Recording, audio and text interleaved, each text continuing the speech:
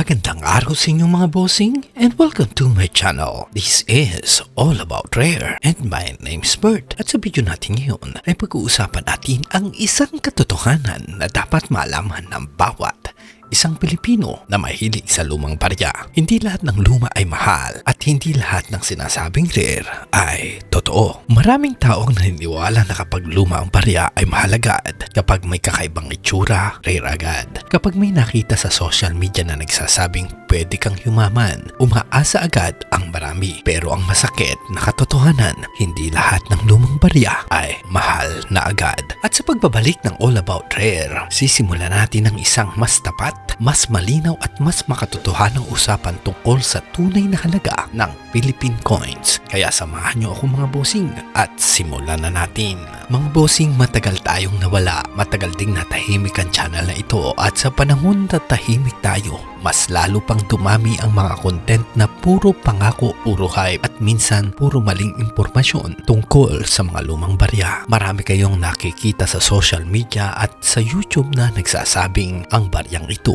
ay pwede kang yumaman. Hanapin mo ang taon na ito o kaya naman kapag may ganitong marka, jackpot ka na agad. At dahil doon, maraming Pilipino ang umaasa agad. Marami ang napaniwala. Marami ang nag-iisip na baka ang baryang hawak nila. Pero mga bossing, gusto kong maging diretso sa inyo. Hindi tayo babalik para magbenta ng ilusyon at lalong hindi tayo babalik para sabihing rare ang lahat ng lumang barya. Bumalik tayo para sabihin ang totoo. At ano nga ba ang totoo? Ang totoo, hindi dahil luma ang barya, mahal na agad. Hindi dahil kakaibang gasgas, rare coin na agad. Hindi dahil may nagsabi sa online na collector items, ibig sabihin totoong binibili agad ng mataas na halaga. Maraming lumang barya ang totoo namang collectable. May mga baryang talagang hinahanap ng mga collectors. May mga tunay na rare coins, may mga totoong error coins. Tandaan nyo mga bossing, hindi lahat ng lumang barya ay may malaking halaga. Kung gusto nating malaman kung may halaga ba talaga ang isang Philippine coin, may ilang importanteng bagay tayong dapat tingnan. Una,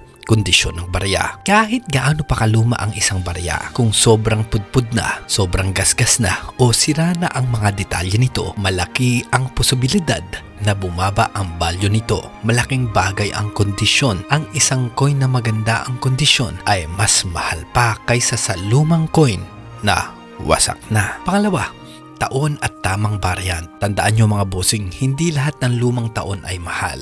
Hindi porket matanda na yung coin mo ay mahal na agad. May mga taon na mas marami kasi ang mint kaya common pa rin sila hanggang ngayon. Pero may mga specific na taon, design o variation na mas hinahanap ng collectors. Kaya hindi sapat na tingnan mo lang ang taon. Kailangan mong alamin kung anong klaseng coin ang hawak mo. Pangatlo, mint errors. Oo mga bossing, may mga totoong error coins. At totoo rin ang ilang mint errors ay pwedeng magpataas ng halaga ng isang barya. Pero ito ang madalas na pagkakamali ng marami. Hindi lahat ng deform na barya ay error coin na agad. Minsan damage lang yan. Minsan naipit lang. Minsan nabagsak, nasunog o nasira sa pagdaan ng panahon. Kaya hindi porket kakaiba ang itsura, rare error coin na agad. Pang-apat, demand ng collectors. Ito ang hindi madalas sinasabi ng maraming tao. Kahit pa medyo bihira ang isang barya, kung walang naghahanap, mahirap pa rin tumaas ang presyo nito. Ang halaga ng isang coin ay hindi dahil gusto mong maging mahal siya, kundi dahil may tamang kolektor o buyer na handang magbayad ng mahal para dito. Kaya tandaan ninyo mga bossing, ang presyo ng coin ay hindi basta gawa-gawa lang. May basihan ang tunay na value nito.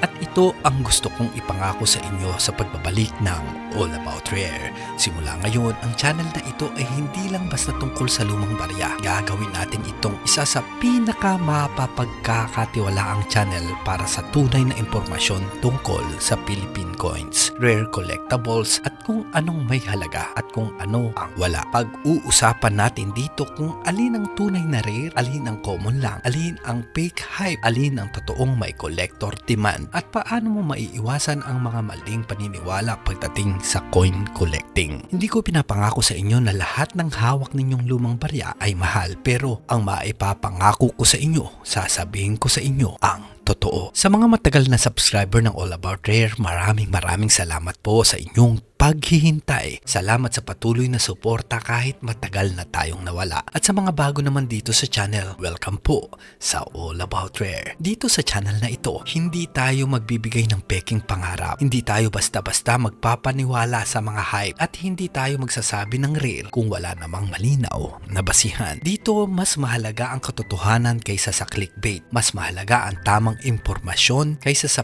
panandali ang mga views lamang. At mas mahalaga ang tiwala ninyo kaysa sa kahit anong viral na content. At ito pa lang ang simula, mga bossing. Sa mga susunod nating video, iisa-isahin natin ang mga coin myths ng Pilipinas. Pag-uusapan natin ang mga baryang laging napapagkamalang rare, ang mga totoong error coins, ang mga old coins na dapat mong i-check, at pati na rin ang mga common coins na pinagmumukhang sobrang mahal sa online. Kaya naman, kung may mga hawak kayong mga barya na gusto ninyong ipa-check sa mga susunod nating video, i-comment nyo lang sa baba. Type nyo ang taon at kung anong coin ang gusto ninyong mapag-usapan natin. At kung gusto nyo na tunay na impormasyon tungkol sa Philippine coins, rare, collectibles at mga bagay na may mga totoong halaga, huwag ninyong kalimutang mag-like, mag-comment, mag-share at syempre mag-subscribe dito lang sa All About Rare. At yan mga bossing, tandaan ninyo, hindi lahat ng luma ay mahal. Pero kapag may tunay na halaga dito sa All About Rare, aalamin natin ang totoo. Maraming salamat sa inyong panonood. Once again, this is All About Rare and my name is Bert. God bless everyone and see you on my next video. Peace out.